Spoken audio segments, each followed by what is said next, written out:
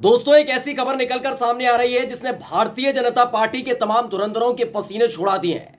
लगातार कभी महाराष्ट्र, कभी मध्य प्रदेश और फिर बिहार और उत्तर प्रदेश में विपक्षी पार्टियों को धमकी देने वाले बीजेपी के नेता ये भूल गए कि बगावत उनकी पार्टी में भी हो सकती है, पोल उनकी भी खुल सकती है और वही खुलने लगी है। और ये पोल किसी और ने नहीं खोली और किसी और की नहीं खोली, बल्कि अमित शाह के बारे में भारतीय जनता पार्टी के एक विधायक ने पोल खोल कर रख दी है कि अमित शाह कोई चाणक्य नहीं है, कोई राजनीति के धुरंधर नहीं है, कोई पुरोधा नहीं है, बल्कि पैसों के दम पर सरकार बनाई और गिराई जा रही है। नमस्कार, मैं हूं प्रज्वल गौतम और आप देख रहे हैं द कंटा। अब तक आपने देखा होगा कि कभी मध्य प्रदेश का जिक्र करते हैं जहां पर ज्योतिरादित्य सिंधिया से बगावत कराकर एक बार फिर से शिवराज सिंह चौहान यानी भारतीय जनता पार्टी सत्ता में आ गई और कमलनाथ की सरकार गिर गई थी। शिवसेना, एनसीपी और कांग्रेस मिलकर उद्धव ठाकरे के नेतृत्व में महाराष्ट्र में सरकार चला रही थी। ये बात भी इनसे पची नहीं, पेट में मरोड़ उठने लगा। एक साल पहले एकनाथ शिंदे से बगावत कराई और उसके बाद खुद सत्ता में आ गए। अब एनसीपी के जो नेता है अजीत पवार, जो भतीजे हैं शरद पवार के, उनसे बगावत कराई। 40 विधायक बीजेपी में चले गए और अपने आप को बहुत बड़ा चाणक्य बताने की कोशिश बीजेपी के तमाम नेता कर रहे हैं। लेकिन इन सब के बीच भारतीय जनता पार्टी के एक विधायक ने पोल खोल कर रख दी है, किसी और की नहीं, अमित शाह की। बताया है कि अमित शाह के लिए लगातार भारतीय जनता पार्टी के अंदर और सियासी गलियारों में और खासकर गोदी एंकर और पत्रकार और मीडिया बताती है कि वो राजनीति के चाणक्य हैं, इस दौर के चाणक्य हैं। कैसे वो सरकार बनाते और गिराते हैं, जिससे वो एक बार मिल लेते हैं, वो कभी बगावत नहीं कर पाता। ये तमाम बातें वो बता रहे हैं कि वो चाणक्य वाणक्य नहीं है। ये सब झूठ परोसा जा रहा है, ये मीडिया के माध्यम से लगातार माहौल बनाया जा रहा है। इसे राग दरबारी कहते हैं, इसे चरण वंदना कहते हैं, लेकिन वो चरण वंदना नहीं करते। दरअसल तेलंगाना से बीजेपी एक विधायक है, नाम है रघुनंदन राव। अभी जब उपचुनाव हुआ था उसमें जीते थे, 2020 में उपचुनाव में जीते थे और भारतीय जनता पार्टी के विधायक सत्ता में आए, तब से विधायक हैं। अब इन्होंने पोल खोल कर रख दी है। दरअसल इनका एक ऑडियो रिलीज हुआ है, ऑडियो को पहले हम सुनवाने जा रहे हैं, पहले सुनिए और उसके बाद बताते हैं, क्योंकि ये तेलंगाना से हैं तो वहीं की लैंग्वेज बोल रहे हैं। आपको इनका पूरा का पूरा बयान डिकोड करके बताएंगे कि इन्होंने कैसे भारतीय जनता पार्टी की पोल खोल कर रख दी, बताया कैसे सरकार बनाने और बिगाड़ने का खेल बीजेपी कर रही है। सुनिए पहले। మరి అదే పువ్వు గుర్తు ఎందుకో 100 కోట్లు ఇస్తే మునుగోడులో గెలవలేదు. అమిత్ షా మరి దిదాకి మా ప్రజాని కరవ అన్నాడు. ఏది మరి అమిత్ షా చాణక్యం? దుబాయ్కి అమిత్ షా రాలేదు, నేను ఒక్కనే లడాయించేసిన. చెప్పమని ఎవరన్నా నేను సాయం చేసిన అని చెప్పాను. రూపాయి ఇచ్చినా చెప్పాను. రూపాయికి వెళ్ళి అంటున్నావు, 100 రూపాయలు సేవ చేస్తాను. 100 కోట్ల తర్వాత 100 కోట్లు ఇస్తే తెలంగాణ ఉరికించాడు. ఏముందని వాళ్ళ కూర్చొని మాట్లాడాడు. ఇట్లా అందరూ బయట నిలుచుకున్నారు. గొంతు పెద్ద ఉంటది కదా, ఫ్లోర్ లీడర్ లేగా మీకు అన్నాడు. అదేంటి సార్, తెలంగాణ బీజేపీకి అసెంబ్లీలో ఫ్లోర్ లీడర్ లేడు, ఏం పద్ధతి సార్, ఫ్లోర్ లీడర్ లేడా అన్నారు। वैसे इस ऑडियो को सुनाने का कोई मतलब बन नहीं जाता, क्योंकि हम हिंदी पट्टी के लोग हैं, समझ में आपके आया नहीं होगा, लेकिन मैं आपको पूरा डिकोड करके बताने जा रहा हूं। दरअसल एक आबिद मीर मगमी है, उन्होंने इस ऑडियो क्लिप को ट्वीट किया है और इस ट्वीट के माध्यम से उन्होंने ये बताने की कोशिश की है कि देखिए भारतीय जनता पार्टी जो तमाम दलों के अंदर सेंधमारी का दावा कर रही है, क्योंकि जैसे ही महाराष्ट्र में एनसीपी के 40 विधायक अजीत पवार के साथ बीजेपी के साथ आ गए, तभी भारतीय जनता पार्टी के तमाम अलग अलग राज्य के नेता इस बात का राग अलापने लगे हैं कि वो विपक्षी पार्टियों की अलग अलग दलों में अब सेंधमारी करेंगे। कभी बिहार का जिक्र करते हैं, कभी उत्तर प्रदेश का जिक्र करते हैं, लेकिन उनके अपने नेता पोल खोल रहे हैं, यानी बगावत कभी भी हो सकती है।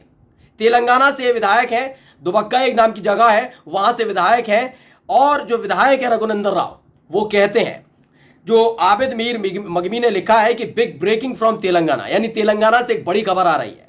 BJP MLA sensational comment on Amit Shah and JP Nadda. BJP के जो एमएलए हैं जिनका जिक्र किया है रघुनंदन राव, उन्होंने बीजेपी के राष्ट्रीय अध्यक्ष यानी जेपी नड्डा और गृह मंत्री अमित शाह पर बड़ा बयान दे दिया है, बड़ा कमेंट किया है। क्या कुछ कहा है वो आपको बताते हैं। इन्होंने कहा है कि BJP says Amit Shah is not a Chanakya.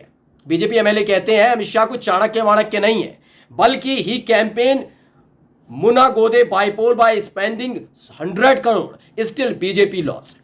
इनका कहना है कि बीजेपी ने कहा कि अमित शाह चाणक्य है, लेकिन अमित शाह चाणक्य नहीं उनके मुताबिक। उन्होंने कहा कि मुनुगोडी उपचुनाव में 100 करोड़ खर्च करने के बावजूद चुनाव प्रचार पर 100 करोड़ रुपया खर्च किया था भारतीय जनता पार्टी ने। ये एमएलए कह रहे हैं, बीजेपी के एमएलए कह रहे हैं, रघुनंदन राव कह रहे हैं कि बीजेपी ने एक उपचुनाव पर 100 करोड़ रुपए खर्च कर दिए, वहां भी हार गए। मुनुगोड़े में उपचुनाव हुआ था, वहां पर भारतीय जनता पार्टी हार गई थी और हार की वजह बताई कि भाई आपके लिए माहौल ही नहीं है, लोग आपको पसंद ही नहीं कर रहे। 100 करोड़ रुपए खर्च कर दिए। 100 करोड़ प्रचार में खर्च होते हैं, अंदाजा लगाई 100 करोड़ रुपया प्रचार में खर्च होते हुए सुना है? नहीं, ये प्रचार से, वो भी विधानसभा की सीट, वो भी उपचुनाव की सीट। यानी कहां खेल किया जा रहा था, आप समझ सकते हैं। आगे कहते हैं कि जेपी नड्डा के साथ बैठक के बाद जब मैंने सदन के नेता की नियुक्ति के बारे में पूछा, यानी जब रघुनंदन राव ने जेपी नड्डा के साथ बैठक के बाद सदन की नेता के बारे में पूछा था कि तेलंगाना में उनकी पार्टी का नेता सदन कौन होगा, तो उस पर क्या, तो नड्डा हैरान रह गए। वास्तव में उन्हें नहीं पता कि तेलंगाना बीजेपी ने अभी तक सदन का नेता नहीं चुना। अब मैं उनके बारे में क्या कह सकता हूं। यानी ये कहते हैं कि भारतीय कांग्रेस पार्टी परिवारवाद की पार्टी है, मल्लिकार्जुन खड़गे बन जाएं, कभी कहते हैं कि राष्ट्रीय अध्यक्ष वो बन जाए या फिर मनमोहन सिंह प्रधानमंत्री बन जाए, वो तो रबर स्टैंप है। आप बताइए, आप ही की पार्टी का एक विधायक बता रहे हैं कि जेपी नड्डा क्या है। जेपी नड्डा को यह तक नहीं पता कि कहां कितनी सीटें जीती और कौन से राज्य के अंदर उनकी पार्टी का नेता सदन चुना गया या नहीं चुना गया, कौन तय करता है, बताइए। ये तो बहुत कहते हैं ना लोकतांत्रिक पार्टी है, परिवारवादी पार्टी नहीं, लोकतांत्रिक पार्टी है। ग्रास रूट लेवल से जो कार्यकर्ता निकल कर आता है उसे में राष्ट्रीय अध्यक्ष भी बना देते हैं, विधायक, सांसद, मंत्री, राष्ट्रपति, प्रधानमंत्री सब बनाते हैं। एक पार्टी के राष्ट्रीय अध्यक्ष को यह नहीं पता कि तेलंगाना के अंदर बीजेपी का नेता सदन चुना ही नहीं गया है। इस पर बीजेपी के वो विधायक यानी कि रघुनंदन राव कहते हैं कि वो हैरान रह गए कि भाई ये कैसी बात है। इसके बाद वो कह रहे हैं कि मैं अपने दम पर ढबक्का जीता हूं, मेरी जीत में पार्टी का योगदान शून्य है, कोई काम नहीं आया था। इनके मुताबिक जो बार बार कहा जाता है ना कि भारतीय जनता पार्टी के एकमात्र चाणक्य अमित शाह जी हैं, इस दौर के 21वीं सदी के चाणक्य राजनीति के, पुरोधा राजनीति के अमित शाह, वो नहीं है। 100 करोड़ रुपए बाईपोल पर खर्च किए, वो तक तो हार गए। इन्होंने कहा कि मैं अपने दम पर जीता हूं। कोई बीजेपी का बड़का से बड़का नेता आके ये ना कह दे कि मेरी वजह से, मेरे प्रचार की वजह से जीता, बल्कि ये मेरी अपनी जीत है। यानी भारतीय जनता पार्टी के इस विधायक के आप बोल सुनेंगे तो आप समझ सकते हैं कि बगावत की चिंगारी सिर्फ कांग्रेस पार्टी से नहीं है।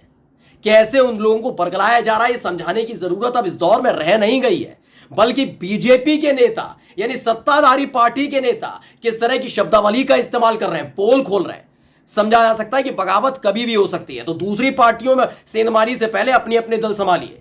लेकिन इन्होंने लिखा है लोगों ने वोट इसलिए दिया क्योंकि हमारे चेहरा देखकर, भाजपा का चुनाव चिन्ह देखकर नहीं। लोगों ने मेरा चेहरा देखकर वोट दिया है, बीजेपी का चुनाव चिन्ह देखकर वोट नहीं दिया। बीजेपी के इस विधायक के इस बयान ने पोल पट्टी खोल दी है कि दूसरों की पार्टी में सेंधमारी करने वाले, दूसरों के विधायकों को तोड़ने वाले, विधायकों को अपनी पार्टी के शासित राज्यों में ले जाकर होटल में रुकवाने वाली पार्टी खुद अपने विधायकों को रोक नहीं पा रही। यानी बगावत कभी भी हो सकती है। ये तो सिर्फ चिंगारी दिख रही है दोस्तों, कभी भी बड़े स्तर पर बड़ी बगावत हो सकती है। और जितने धुरंधर बने बैठे हैं ना, जो अपने आप को चाणक्य, पुरोधा और ये क्या क्या नहीं कहते कि सरकार बनाते बिगाड़ते हैं, उनके ही सामने उनकी ही पार्टी के विधायक अब खुलकर कहने लगे हैं कि आप चाणक्य वाणक्य नहीं है। नमस्कार।